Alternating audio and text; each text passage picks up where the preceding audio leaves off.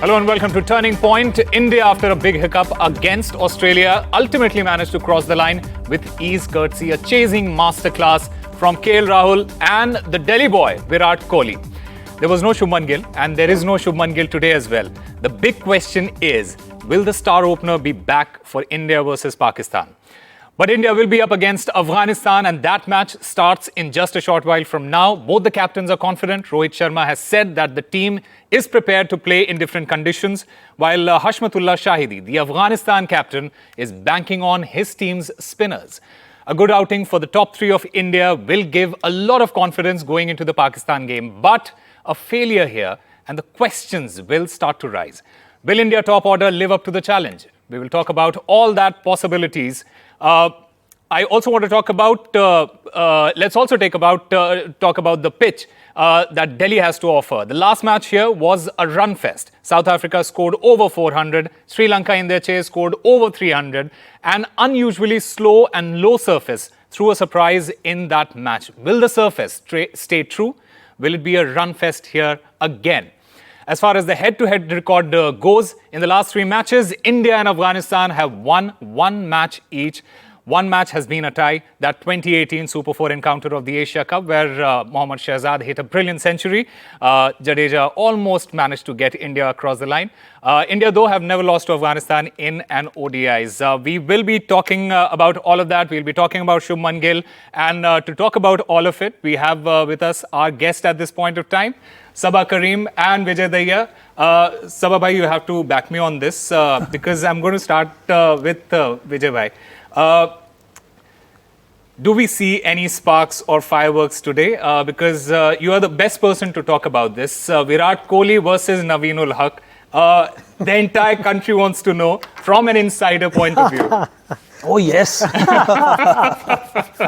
we have done a program yesterday on our Lucknow Super Giants web page, and the kind of good messages I'm getting back because I had said few things about Naveenul Haq and people are going crazy over that. Yeah. But I think you need these kind of I won't say rivalry, they're yet to reach there where we can call it a rivalry, but something has happened in the IPL, and I think people are waiting for some sort of a game within a game when both these two will face each other. But before that, openers, we are hoping that it's a good pitch. Openers will give us a very good start, and I think whether that happen or not, there'll be something to see. Do you support? You should actually ask him what kind of message he sent to Naveenul Haq today. Exactly. How is he going to? What kind of message have you sent out to Naveen? I didn't send any kind of message. He's carrying a lot of dry fruits for me, so he was telling me where should I drop them. Okay, good. So the toss has happened. Afghanistan will be batting first at this point of time. Sabah bhai, your reaction to that? Fair call, because they believe if they can put some runs on board, the spinners, the spin bowling attack can challenge India. And as we saw in the last game, South Africa posted a massive score above 400. Yeah. So Afghanistan obviously feels that on a track like this, although their batting effort so far has been feeble, this is a perfect platform for Afghanistan to come good. If they can post a score of maybe about 260, 270, 280, that can offer a stiff challenge to the strong Indian batting lineup. But having said that, I do believe that India has got a very strong bowling, and I don't think India will allow Afghanistan to reach that score of 260, 270 also. Your reaction? It'll be interesting to see what has India made any changes to their playing 11. That's one point. But what Afghanistan though is going with the same team. I think there's no need to change. And if you look at the Afghanistan team, they don't have that many options as well. And playing against India, they want to go out there with the best bowling team, their bowling strength or best bowling combination. The bowling is very important when you're playing against the Indian side because everybody knows our batting is phenomenal. And that's the reason why. The other thing is when you're playing with so many spinners plus two fast bowlers who can rely on change of pace, you want to bowl second. You want to use whatever, a little bit of a wear and tear it's going to be there on that surface. In fact, Rohit Sharma just mentioned just a short while from now that the surface is going to stay true. There is not going to be much change on this surface. Is it because these are taglines you see that at the toss? What else will he say? I mean, and especially when you see. Would India have batted first had they won the toss? We were discussing the same thing. I mean, go out there, bat first, put more than enough runs on the board, and our three batters didn't get a good outing in the last game. Also, Sama, when you are playing a World Cup event, you need to focus on a particular areas. And I think one is to make the toss irrelevant. Right. That is how you prepare. So whether you bat first, you bat second, you should be capable of winning the match. And I think today is going to be an encounter for India. They will bat second, whatever score is on board. They'll have to chase that. But for Afghanistan, it's not going to be easy because they rely heavily on Gurbaz and Ibrahim Zadran, the two openers. Gurbaz have got a lot of experience of playing at international level, different leagues, and he's an aggressive batter, wonderful wicketkeeper batter. And if Gurbaz can get Afghanistan off to a good start, then maybe Australia, beg your pardon, Afghanistan can pose some kind of a challenge to India. One very important update, Shardul Thakur has been included in the team and Ashwin has been left out. Your reactions, because I kind of get a sense that both of you wanted a certain Mohammed Shami to be in the team. What is your reaction to this? And Sabah, being a pro, being around the Indian setup, being a selector, said straight away that, if there will be a change, Shardul will come in, and I think he will explain it better because I'm clueless. Because, ideally both of us would have loved to see Mohammed Shami in place of R. Ashwin. And going forward, that's the kind of lineup you want India to play with. But I think India and Rohit Sharma especially is far more comfortable having Shardul Thakur, who is actually quite a crafty bowler. And Rohit Sharma believes that Shardul Thakur brings in a lot of value in the middle overs. On top of that, a number 8, coming in as a bowling all-rounder, that also helps India. It helps in a different perspective altogether, Osama. They feel that Hardik Pandya and Ravindra Jadeja, both of them are aggressive batters, and they sincerely believe that if you have Shardul Thakur coming in at number 8 or Ashwin coming in at number 8, then it offers that kind of freedom to Hardik Pandya and Ravindra Jadeja to maintain a very aggressive approach when they go into bat. Otherwise, they feel that they try and be, you need to be slightly more conservative. And in India, in this kind of a setup, they want to have that aggressive approach all the time. You can justify anything. You can have Shami in this side and we can have the same sort of a thing. We can say same things about Shardul doing in the playing 11 as well. But Vijay, would you prefer a team which has 5 specialist bowlers or like what Rohit Sharma Hardik wants? gives you that freedom to do that. Okay. We've been so many times we say we don't have a genuine all-rounder. Not only genuine all-rounder, he's fit. Touch wood, he's fit right now. So that's another important thing that gives you liberty to have out-and-out bowler. I know people say that if 7 batsmen are not delivering, what do you need somebody? But it worked. It happens. But look at the team. Look at Australia when they have dominated the world cricket. When they have won 5 World Cups. Look at their combination. They always have full bowlers. They never compromise saying this. Nothing against Shardul here. Shardul has contributed whenever he's played. He's always chipped in and he's got that uncanny knack of picking up a wicket whenever things are not going in favor of Indian side. He's got that. But all I'm saying is this is the best time. This is the best time when you can have 4 fast bowlers in the side who can bowl 140 plus. But hang on, this is not etched in stone, Osama. It may change depending on the condition, depending on the opposition. Also, I think the Indian team management needs to understand. We keep talking about having a cushion at number 8 as a batter. But if you have Mohammed Shami, which means that India is capable of restricting the opposition to a score in which you may not require an all-rounder at number 8. Absolutely. So, the logic goes both ways. But as I said, it may jolly well change. If Shardul does not deliver and if India feels that they need a wicket-taking bowler in the middle over, someone like Mohammed Shami, then we may see that change going forward. But if you want to try something like that, this was the best opposition to try something like that and play with 4 fast bowlers. Right. But also consider the fact that it is a long tournament. It is a 45-day long tournament, 9 matches, and you would obviously have opportunities where you can accommodate a certain Shami in the team. You can go with 3 pacers and 2 spinners, or 4 pacers, in fact, on some of the pitches. So, how do you see this inclusion at this point of time? Do you see?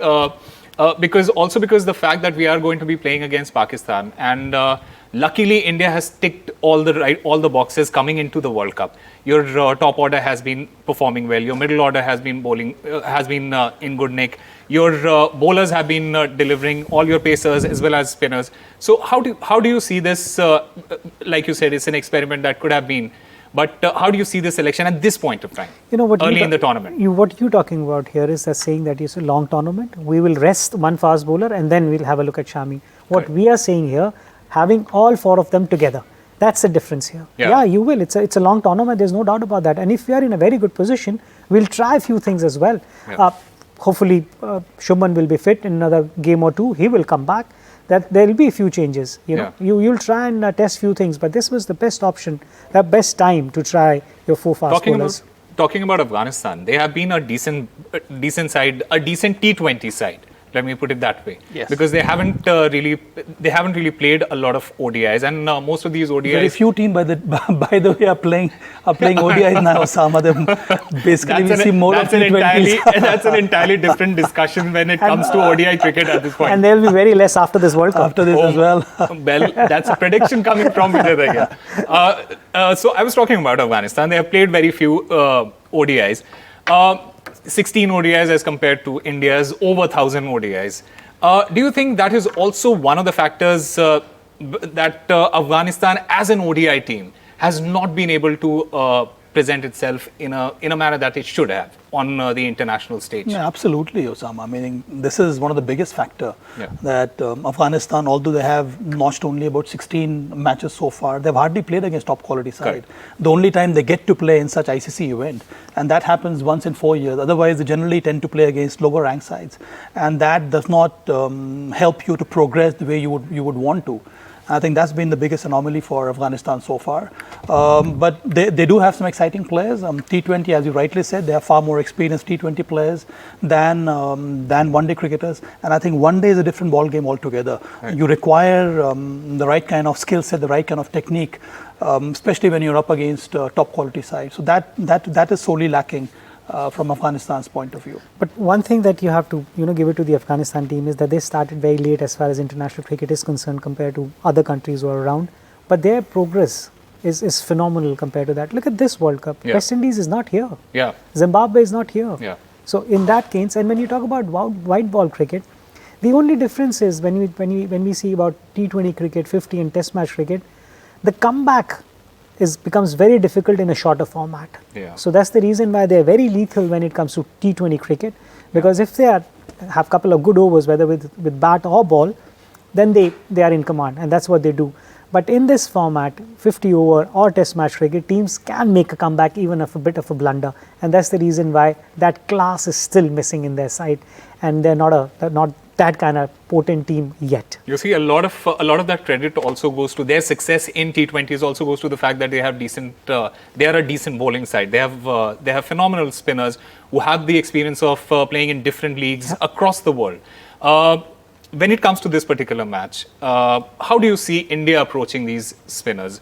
Do you see them taking on one of those spinners, or do you want India to go all out, attack these spinners from the get-go?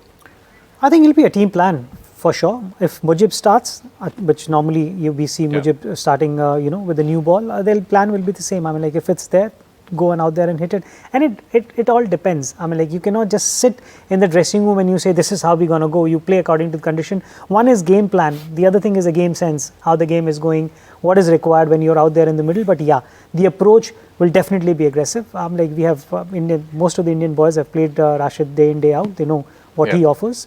And Mujib has been around here. Nabi is somebody who's very regular in the IPL circuit as well. So people know them, what they do, and it all comes down to what the requirement of the condition is. And Hardik has played him in the nets so often. So many times, isn't it? So many of them. Yeah, but I think it's the mindset. I think India's mindset of the past, and I see that gradual shift since Rohit Sharma has taken over the captaincy, and he believes in walking the talk. So you see him improving on his strike rate, and he has sent a very strong message to the rest of the batters. This is the way India wants to play white ball cricket. And I'm glad that it has happened at the right time. And I think in this World Cup, we'll see more and more of aggression from India's perspective also. Not only in the batting, but I think the way they pick their team, the way the bowlers are going to attack. Yeah. We saw that in the first game, and I think that we'll see that again in today's encounter. But I think first and foremost, it is India to set the pattern here. And I think India's biggest challenge is we need to put those Afghanistan spinners under pressure, because mind you, this is one-day cricket, it's not T20. Correct. And most of the Afghanistan spinners, they are excellent bowlers in a T20 format where you have to bowl only 4 over. That also in different phases. But here it's a 10-over spell, and I think the Indian batters are quite capable of dominating the Afghanistan bowling lineup. the other point, I'll just add what Sabha has just mentioned here. When you're bowling more than 24 balls, you have to set a batsman up. Correct. In 24 balls, batsman is coming after you. So there are opportunities. But when you have to bowl longer spells and everything, batsman will take a time. But do you have that sort of a class there? That's what are tested as the format grows. Right. All right. Before we slip into a break, I want to get your top picks for this particular match, starting with Sabha Karim. I think mine was Rohit because I want him to get runs now, and I have chosen players whom I want to succeed for India's cause. So that's why I have taken Rohit Sharma. Then Shreyas Iyer again holds a very important position coming into bat at number 4. Jasprit Bumrah, we have talked about him so often. Do you think there is going to be pressure on Shreyas? I don't think so. I think this team management works in a different way altogether. They trust a player and they want to back that player, which is the way it should be in such an important tournament. Right. Bumrah should come good in today's encounter. And from Afghanistan, I look at Rashid Khan, I look at Gurbaz. Both of them, one a top quality spin bowler, and then Gurbaz, about whom I've already discussed. He's such an exciting player to watch. Vijay, your picks for the team? I think same reason for which Sabha has picked Rohit. I have picked Ishan Kishan. He's somebody, he'll be very aggressive if you talk about that. The good thing about him is that, he got out. And what happens is mostly when the stroke players get out, everybody says, what was the need? But they make runs in the same manner. So I want to see him getting some runs and, put that pressure from the word go, which gives Rohit also to settle down and, take his time and play a big inning. We need a big inning from him. And then I had both the exact same players, both the same players. Except for Kuldeep Yadav. Mine Kuldeep. Mine Kuldeep, yeah. I want to see that consistency in Correct. And for that matter, because he's a guy that if you back him up, he's somebody, if you give him a confidence, and we need him. I mean, like, his numbers are phenomenal, especially in the middle overs. He's that wicket-taking option, and if we want to do really well in this World Cup, we need him. Pakistan chased down a target of 345 against Sri Lanka, with Rizwan scoring an unbeaten 131 and Shafiq making 113. Pakistan beat Sri Lanka in a record cricket World Cup run chase. Pakistan have 4 points from 2 victories after beating Netherlands and Sri Lanka, and will be up against their arch rivals, India, in Ahmedabad on Saturday. Vijay bhai, Sabha bhai, the next match that India plays is against Pakistan. For Pakistan to go out and do what they have done against Sri Lanka, do you think it is a flash in the pan moment for them, or should India be a little wary about how Pakistan is playing? I think it's not about how they have played against Sri Lanka. Everybody knows, it's a completely different ball game when India-Pakistan game is there. But yeah, you definitely keep in mind and try and look at the areas where they can do better and put pressure on this Pakistani side. Right. And they won without Babar Azam's contribution. Yeah. So that will infuse them with a lot of confidence. They have chased them. There's a record run chase, isn't it, for an ICC event. Rizwan seems to be in very good shape. Shafiq, for him to replace Fakhar Zaman and get 100, his first ODI 100, that will instill again a lot of confidence and hope in the Pakistani side. So they would be up for this challenge against India. They're playing against India at Ahmedabad, where the entire the population will come to watch the game, will be supporting India. So they will be up against a very strong and a very balanced Indian side. But also one should not forget that India has a far superior bowling attack compared to what Sri Lanka had yesterday. And better fielding side as well. And a better fielding side, yes. From what we have witnessed in the last 2 matches, yes, absolutely. And I also feel, Vijay, that Pakistan to a large extent is struggling without Naseem Shah. Yeah. I think with Shaheen Shah, how big a miss is I think Naseem it is Shah? a massive miss because the replacement who's come in place of Naseem Shah. They already have Haris Rauf, they've got Shaheen Shah Afridi, but Naseem Shah is the missing link. Yeah. He was the new ball bowler along with Shaheen Shah Afridi, who would pose a lot of problems to the opposition batting lineup. And that's the reason why when we talk about bowling units, now it's not about 1 or 2 good bowlers, it's about few bowlers playing their role, contributing in different areas in a different time. And that's the reason why when you look at Indian side, they almost have answer for every call. So that's the reason why they're a very good side. And I'm sure nobody will complain about an empty seat in Ahmedabad for that particular game. I was going to ask you about that. Absolutely full house. It's going to be full house, and that's a different sort of a pressure. Correct. And when you talk about people who have played in these games, they'll always talk about, one is what competition you're playing in. This is something completely different. It gives you an opportunity to become an instant hero. You mentioned about bowlers bowling in tandem and Naseem Shah not being there in the Pakistan side. Do you think that is also one of the contributing factors for Shaheen Afridi to not be in form in this World Cup? Oh, well, it was actually an opportunity for him to do much better because then he had to take up that responsibility, being an experienced campaigner. So I understand Naseem Shah is not there, but whatever is available, it is for him to offer more confidence to his colleagues. And the only way you can do that is by picking early wickets and then offering sane advice to your colleagues. So I think that may happen. These are still early days. But I think Pakistan will be banking on Shaheen Shah Afridi and the other two pace bowlers, Haris Rauf, plus the spinners to be more incisive in their bowling attack. So far, one has not seen that. Right. That is also a challenge for this Pakistani side. That's when we talk about spinners doesn't have that quality, honestly. And if there's no help from the surface, then it becomes very difficult for them to take wickets in those middle overs. So yeah, spinners also they don't get much help. Right. It is India versus Afghanistan starting in just a short while from now. Afghanistan have won the toss. They have elected to bat first. How is India going to approach this game? We heard from our experts in the house, Abba Kareem and Vijay Dahiya. Thank you very much for joining us on the show. Thank you. And let's hope that by the end of the first innings, we have good things to talk about. We'll slip into a short break. News continues on the other side.